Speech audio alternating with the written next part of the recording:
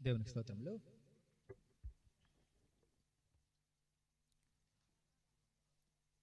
వాక్య ధ్యానము కొరకై యెషయా గ్రంథంలో ఒక వచనం చదువుకుందాం. యెషయా గ్రంథము 9వ అధ్యాయము 6వ వచనం అందరికీ తెలిసిందే, అంటే విశ్వాసులకు. సరే, మరి నేడు ప్రపంచమంతా కూడా ఒక ప్రత్యేకమైన దినము, అది తండ్రి యొక్క పుట్టిన దినముగా జరుపుకుంటున్నట్టు మనము చూస్తున్నాం.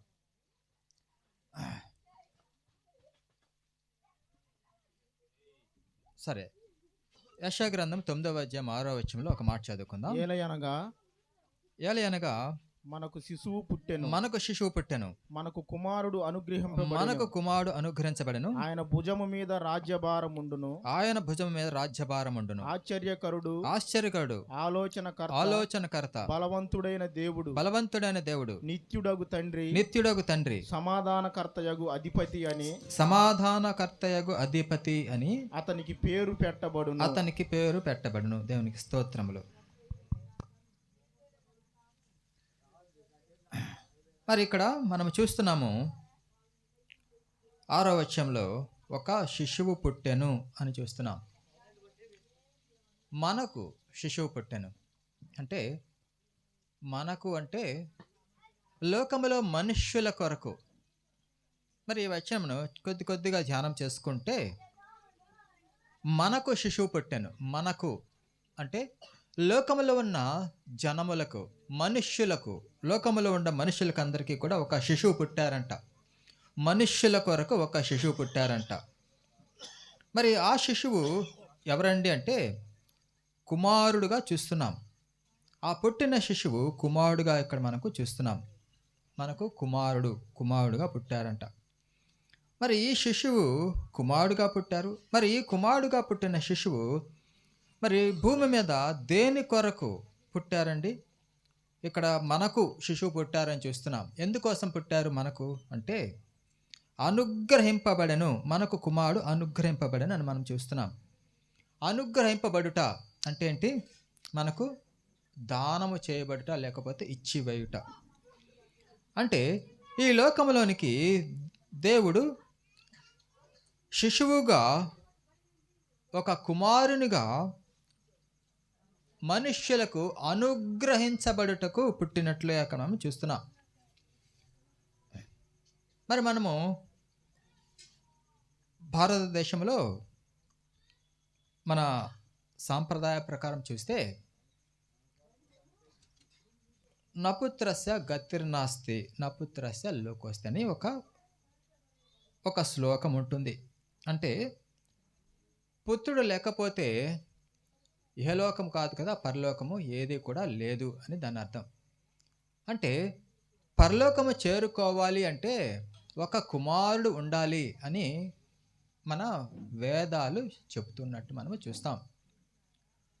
ఒక కుమారుడు కావాలంట. కుమారుడు లేకపోతే, లేదా కుమారులు లేని సంతానము నరకమునకు పోతుంది. కుమారులు లేని సంతానము పరలోకమునకు చేరదు అని మన యొక్క సాంప్రదాయాలలో వ్రాయబడింది. మరి ఈ కుమారుడు ఎవరు? నరకము నుండి తప్పించి పరలోకమునకు చేర్చే ఈ కుమారుడు ఎవరు? మరి మనం చూస్తున్నాం, మనము ఈ లోకములో పురుషులు స్త్రీలు వివాహం చేసుకుంటూ ఉంటారు. వారు పిల్లలను కంటూ ఉంటారు, వారు సంతానమును కంటూ ఉంటారు, పుత్రులు కంటూ ఉంటారు. మరి మనుష్యులకు పుట్టిన సంతానము లేదా మనుష్యులకు పుట్టిన పుత్రులను బట్టి ఏ మనుష్యులైనా నరకమును తప్పించుకొని పరలోకమునకు చేరగలుగుతారా? చూసారా? లోకములో మరి పుత్రుడు జన్మిస్తే ఆ సంతానం వల్ల ఆ దంపతులు, ఆ స్త్రీ పురుషులు నరకము నుండి తప్పించుకొని పరలోకమునకు చేరగలరా అని మనము ఆలోచన చేయాలి. మరి లోకములో పుత్రులను బట్టి చూడండి, ఎంతోమంది తల్లిదండ్రులు మరి నిరాశ నిస్పృహలలో దయనీయ స్థితిలో ఉన్నట్టు మనము మన చుట్టూ ఉన్న పరిస్థితులను బట్టి చూడగలం. మరి చాలాసార్లు నేడు మనకు చాలా చాలా వినిపిస్తుంటాయి, కుమారులు తమ తల్లిదండ్రులను హత్య చేసినట్లుగా కూడా మనము చాలా చూస్తున్నాం. మరి ఇట్లాంటి కుమారులు తల్లిదండ్రులను కూడా కొట్టడానికి, తిట్టడానికి, హత్య చేయడానికి కూడా వెనుకాడని పుత్రులను బట్టి ఎవరైనా నరకం నుండి తప్పించుకొని పరలోకమునకు చేరుకుంటారండి? చూసారా? ఆలోచన చేసుకోవాలి. మరి మన యొక్క వేదాలలో లేదా భారతదేశ మరి గ్రంథాలలో చెప్తున్న కుమారులు ఇక్కడ మనం చూస్తున్నాం. మనకు శిశువు పుట్టెను, ఒక కుమారుడు అనుగ్రహించబడను అని మనం చూస్తున్నాం ఇక్కడ. ఈ కుమారుని బట్టి, ఈ కుమారుని వలన మరి మనుష్యులు నరకం నుండి తప్పించుకొని పరలోకమునకు చేరగలరు అని చూస్తున్నాం ఇక్కడ. సరే, మరి ఒక వచనం చూద్దాము. మత్తయి సువార్తలో ఒక మాట చూద్దామండి.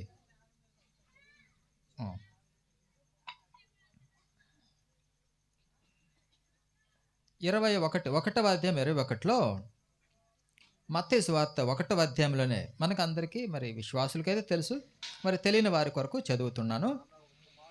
ఆమె ఒక కుమారుని కనును, తన ప్రజలను వారి పాపముల నుండి ఆయనే రక్షించును, కనుక ఆయనకు యేసు అని పేరు పెట్టుదువు అనెను. అది చాలండి. ఇక్కడ ఒక కుమారుడు పుట్టారు. ఆ కుమారుని పేరేంటి? రక్షకుడు అంట. ఆ కుమారుని పేరే రక్షకుడు, రక్షించేవాడు. యేసు అంటే రక్షకుడు, రక్షించే కుమారుడు. ఈ కుమారుడు భక్షించే కుమారులు కాదు. ఈ లోకంలో కుమారులు భక్షించే కుమారులు. చాలామంది కుమారులు ఈ లోకంలో భక్షించేవారుగా ఉన్నారు, పీడించేవారుగా, బాధించేవారుగా, తృణీకరించే కుమారులు ఈ లోకంలో. కానీ మన కోసము అనుగ్రహించబడిన, అంటే మన కోసము దానముగా అనుగ్రహించబడిన, ఒక గిఫ్ట్గా, ఒక బహుమతిగా మనుష్య జాతికి అనుగ్రహించబడిన ఈ కుమారుడు ఎవరండి? రక్షకుడు, యేసు రక్షకుడు. మరి దేని నుండి రక్షిస్తారండి ఆయన? మనుష్యుల యొక్క దోష శిక్ష నుండి మనుష్యులను రక్షించే దేవుడు. అంటే మనుష్యుల దోషమునకు రాబోయే శిక్ష ఏంటి? మరణము, నిత్యమైన నరకము. మరి ఆ నిత్యమైన శాశ్వతమైన అంధకారము, ఆ శాశ్వతమైన అగ్నిగుండము అయిన నరకం నుండి తప్పించే రక్షకుడు ఈయన. దాని నిమిత్తమే లోకంలో మరి ఎవరి పుట్టుగా కూడా ఇట్లాగా జరుపుకోరండి. లోకంలో చాలామంది పెద్దవారు ఈ లోకంలో సృష్టిలో జన్మించారు, గొప్ప గొప్పవారు జన్మించారు, చాలా గొప్ప గొప్ప ప్రజలు జన్మించారు, మహాత్ములు జన్మించారు. కానీ ఈయనలా ఈ కుమారుని పుట్టుక వలె ఆయన యొక్క జన్మదినమును ప్రపంచమంతటా జరుపుకుంటున్నట్లుగా ఎక్కడా కూడా జరుపుకోరు. దానికి కారణం ఏంటి? ఈ కుమారుడు రక్షించే కుమారుడు. ఈ కుమారుడు మనుష్యుల యొక్క దోష శిక్ష నుండి, మనుష్యులను నరకం నుండి తప్పించే కుమారుడిన కదా. కాబట్టి చాలామంది ఈ లోకంలో మరి వారికి పిల్లలు లేకపోతే, అమ్మో మాకు సంతానం లేదే, అమ్మో మాకు మగ సంతానం లేదే, మాకు పిల్లవాడు పుట్టలేదే, మేము నరకపాత్రులం అయిపోతామే, మాకు తలకొరువు పెట్టేవాడు లేడే, మా కొరకు పిండం పెట్టేవాడు లేడే, మేము మృత్యువాత పడిపోతామే, మేము నరకంలో నశించిపోతామే, మేము స్వర్గరాజ్యం చేరుకోమే అని లోకంలో చాలామంది తల్లిదండ్రులు, చాలామంది దంపతులు మరి ఆలోచన చేస్తూ బాధపడుతూ ఉంటారు. అందుకే మనం చూస్తుంటాము, చాలామంది కుమారుల కోసం ప్రయత్నిస్తూ ఉంటారు, చాలా సంతానం కంటూ ఉంటారు కుమారులు కావాలని. ఎందుకంటే ఆ కుమారుడు వారికి రక్షిస్తారని వారి యొక్క ఉద్దేశమై ఉన్నది. కానీ ఇక్కడ చూడండి, మన కోసం అనుగ్రహించబడిన ఈ కుమారుడు, మరి లోకంలో మనుష్యులు కుమారులను కంటారు. ఆ కుమారుని వారు ఇచ్చివేయడానికి కంటారా? ఎవరికైనా ఇచ్చేస్తారా కుమారుల్ని? బహుమతిగా ఎవరికైనా కావాలి అంటే ఇచ్చేస్తారా? కుదరదు. మరి మా బంధువులకి ఒకరికి పితృలు లేకపోతే ఒకరికి అడిగాం, చాలామంది సంతానం అంటే, అయ్యా మీ బిడ్డని ఇవ్వండి అయ్యా, ఒక ఆడపిల్లే కదా ఒకటి ఇవ్వండి అంటే, అమ్మో ఇవ్వం అన్నారు. ఎవరు కూడా తమ యొక్క బిడ్డని ఇచ్చివేయడానికి ఎవరు కూడా కనరు. తమ బిడ్డలు మరి తమతో కూడా ఉండాలని, తమతో ఆనందించాలని, తమ యొక్క బాగోగులు చూసుకోవాలని అని మనుషులు యోచన చేస్తూ ఉంటారు. కానీ ఇక్కడ మనం చూస్తున్న కుమారుడు బహుమతిగా, మనుష్య జాతికి బహుమతిగా ఇచ్చివేయడానికి ఇక్కడ మన కోసము ఈ లోకంలో ఒక కుమారుడు జన్మించినట్టు మనం చూస్తాం. ఆయన పేరు రక్షకుడు యేసు అని చూస్తున్నాం. వారి పాపముల నుండి, వారి యొక్క దోష శిక్ష నుండి ఆయన రక్షించును. ఈయన మాత్రమే, ఈ కుమారుడు మాత్రమే మనుష్యులను రక్షించే రక్షకుడు. ఈ కుమారుడు మాత్రమే మనుష్యులను పరలోకమునకు చేర్చే రక్షకుడు. ఈ కుమారుడు మాత్రమే మనుష్యులను నరకము నుండి తప్పించే రక్షకుడు. ఈ కుమారుడే, ఈ కుమారుని కోసమే లోకం ఎంతగానో ఎదురు చూసింది. మరి 2025 సంవత్సరాల క్రితము మరి ఈ దినమున ఈ లోకంలోనికి మనము చూస్తున్నట్లుగా ఈ కుమారుడు ఉదయించారు. మనుష్య జాతికి ఒక బహుమతిగా ఇచ్చివేయబడుటకై. అంటే ఎట్లా ఇచ్చిబడ్డా అండి? ఎట్లా, ఏ విధంగా? అయ్యా మీరు పెంచుకోండి అని ఇతరులకు ఇచ్చేస్తున్నారా? అట్లా కాదు. ఎందుకు మనుష్య జాతికి అనుగ్రహించబడ్డారు ఈయన? మనుష్య జాతికి దేని కొరకు ఇచ్చివేయబడ్డారండి బహుమతిగా? మీరు ఉంచుకోండి అయ్యా, మీ ఇంట్లో ఉంచుకోండి ఈ బిడ్డను అని చెప్పారా? దానికోసం కాదు, బలి అర్పించుటకు. ఈ కుమారుని మనుష్య పాప లేదా దోష శిక్షకు బలి అర్పించుటకు అనుగ్రహించబడ్డాడు ఈయన. అంటే చనిపోవుటకు, మనుష్యుల దోషముల నిమిత్తము చనిపోవట్టుకు లేదా బల్యర్పణ గావించుట కొరకు ఈ కుమారుని దేవుడు అనుగ్రహించినట్టు మనం చూస్తున్నాం. చూసారా, దేవుని యొక్క త్యాగము, పరమ తండ్రి యొక్క త్యాగము ఈ కుమారుణ్ణి మనుష్య జాతికి వారి నిమిత్తమై బల్యర్పణ గావించుట కొరకు అనుగ్రహించాను అని చూస్తాం. ఆయన పేరు యేసు, ఆయన పేరు రక్షకుడు, మనుష్యుల దోషముల నుండి వారిని రక్షించే రక్షకుడియన. లోకమంతా కూడా ఎంతో సంబరాలు చేసుకుంటూ ఉంటున్నారు, ఎంతగానో వెలుగులు దీపాలు వెలిగించుకుంటూ ఉంటున్నారు. మరి ఎంతగానో ఆనందంగా వారు పండుగగా జరుపుకుంటున్నారు లోకమంతా కూడా. ఎందుకంటే ఈయన ప్రత్యేకింపబడినవాడు. సరే, ఇక్కడ మత్తయి సువార్తలో రక్షకుడు, మనుష్యుల దోష శిక్ష నుండి వారిని రక్షించే రక్షకుడు అని చూస్తున్నాం. సరే, ఇప్పుడు యెషయా గ్రంథంలో మరలా వస్తే ఈయన ఈ పుట్టిన శిశువు ఎవరో అక్కడ చూస్తున్నాం మనము. ఏంటండి ఈయన? ఎవరండి? ఆయన రాజు, ఆయన భుజముల మీద రాజ్య భారముండునంటే ఆయన రాజు, రాజ్యమేలేవాడు. అందుకే యేసుక్రీస్తు ప్రభు ఈ లోకములో వచ్చినప్పుడు తూర్పు దేశం నుండి జ్ఞానులు వచ్చారు కదా, వచ్చి ఏమని ప్రశ్నించారండి?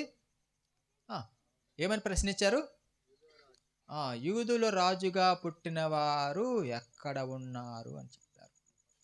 రాజుగా ఆయన పుట్టుకతోనే రాజు, ఆయన భుజముల మీద రాజ్యభారముండును. ఈయన పుట్టుకతోనే రాజు, రాజాధిరాజు ఈయన.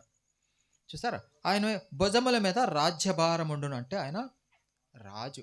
మంచిది, సంతోషం. మరి రాజులు అంటే మనము చాలా తేలిగ్గా చూస్తాం. ఓకే, రాజే కదా, సరేలే, రాజులు ఉంటారు, పోతారు, రాజ్యం ఏలతారు కొన్ని దినాలు, తర్వాత వెళ్ళిపోతారు. కానీ ఈ రాజు గురించి చూద్దాము. ఈయన భుజముల మీద రాజ్యభారముండును. ఈయన రాజు మాత్రమే కాకుండా ఇంకా ఏముందో చూడండి.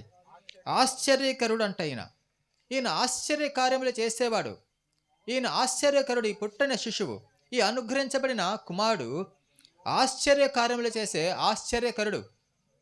తర్వాత ఆలోచనకర్త, ఆలోచన చెప్పే దేవుడు, మనుష్యులకు ఆలోచన చెప్పే దేవుడు. ఆలోచన ఎవరికి కావాలి? మనకే కావాలి. మనకు ఆలోచన కావాలి. ఎందుకంటే మనము మందబుద్ధి కలిగిన వారము, మనుష్యులము, మట్టి బుర్ర, మన బుర్ర మందబుద్ధి కలిగిన వారము. మనకు ఆలోచన చెప్పేవారు కావాలి. ఇగో ఇక్కడ మనం చూస్తున్నాం, ఒక ఆలోచనకర్త అని చూస్తున్నాం. ఈయన ఆశ్చర్యకరుడు మరియు ఆలోచనకర్త. మంచిది, సంతోషం. మనకు ఆలోచన చెప్పే దేవుడు, మన కొరకు ఆశ్చర్యకార్యములు జరిగించే దేవుడు, సంతోషం. తర్వాత ఏం రాయబడిందండి? బలవంతుడైన దేవుడు అంట. అంటే ఈ అనుగ్రహించబడిన కుమారుడు ఈ లోకంలో మన కొరకు పుట్టిన, జన్మించిన, ఈ లోకంలోనికి దిగి వచ్చిన ఈ శిశువు, ఈ కుమారుడు ఎవరండి? నిత్యము బలవంతుడైన దేవుడు అంట. ఆయన కేవలం ఆశ్చర్యకార్యాలు చేసేవారే కాదు, కేవలము రాజు మాత్రమే కాదు, కేవలము ఆలోచన చెప్పే మంచి జ్ఞాని మాత్రమే కాదు. ఈయనేంటి? స్వయంగా బలవంతుడైన దేవుడంట. ఆ బలమైన దేవాది దేవుడే శిశువుగా ఈ లోకములోనికి దిగి వచ్చినట్టు మనం చూస్తున్నామండి. ఆ పుట్టిన శిశువు, ఆ కుమారుడు, అనుగ్రహించబడిన ఆ కుమారుడు స్వయంగా దేవాది దేవుడు అని మనం చూస్తున్నాం. మరి చాలామంది ఈ లోకంలో యేసుక్రీస్తు ప్రభు ఒక ప్రవక్త అంటారు, యేసుక్రీస్తు ప్రభు కూడా ఒక దేవుడు అంటారు. అట్లా కాదు. ఇక్కడ ఏమంటున్నారని? ఆయనే బలమైన దేవుడు, బలవంతుడైన దేవుడు ఆయన. ఇంకా ఏంటండి? ఆయన బలం గల దేవుడే కాదు, ఏంటి? నిత్యుడు ఒక తండ్రి అంట. మనం చూస్తాము చాలామంది, తండ్రి పైన ఉన్నాడా, ఆయన కుమారుని పంపించాడా, ఓహో తండ్రి వేరు కుమారుడు వేడా, ఓహో కుమారుడు అయితే చిన్నోడు, తండ్రి పెద్దోడులే, ఈ కుమారుడికి అంత గొప్పదనం ఏమి లేదులే అని చాలామంది కుమారుని చులకనగా చూసే జనాలు ఉన్నారండి. కుమారుని చులకనగా చూసేవారు ఉన్నారు. కుమారుడు చిన్నవాళ్లే, తండ్రి కాదు, కుమారుడే కదా, చాలులే అనుకుంటుంటాం. ఇక్కడ చూడండి, ఈయన దేవాది దేవుడు మాత్రమే కాకుండా నిత్యుడగు తండ్రే. అంటే ఏంటండి? ఆ తండ్రి, ఆ బలమైన, ఆ దేవాది దేవుడు, బలమైన దేవాది దేవుడు, ఆ నిత్యుడగు తండ్రి ఈ లోకంలో తనకు తానుగా కుమారునిగా అనుగ్రహించబడ్డారు అని మనం చూస్తున్నాం. చూసారా? దేవునికి స్తోత్రాలు. అంతేకాదు, ఇంకేమందండి? సమాధానకర్తయగు అధిపతి అంట.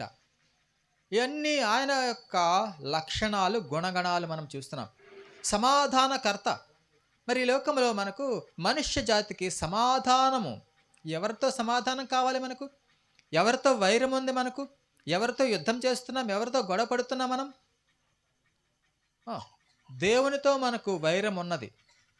సృష్టికర్త అయిన దేవునితో మనకు వైరము, మనకు సమాధానం లేదు. మన యొక్క దోషములను బట్టి, మన యొక్క పాపములను బట్టి మనకు తండ్రితో గొడవ ఏర్పడింది. తండ్రికి మనకు మధ్య ఒక గోడ, అడ్డుగోడ ఏర్పడింది.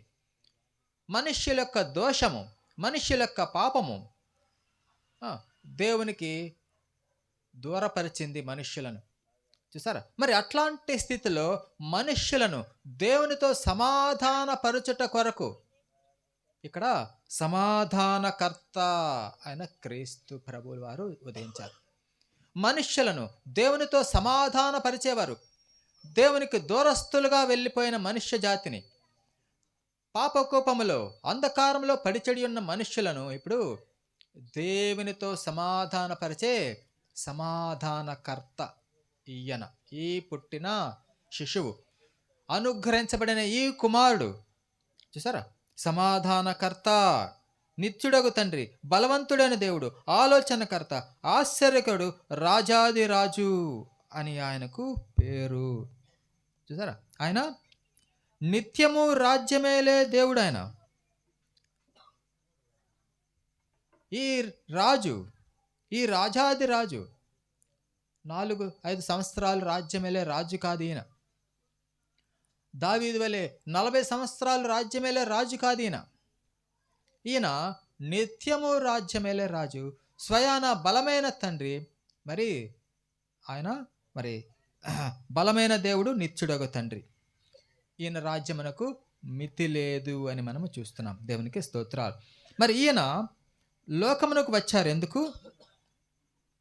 చూస్తున్నాం కదా మత్తయి సువార్తలో, మనుష్యులను రక్షించుట కొరకు.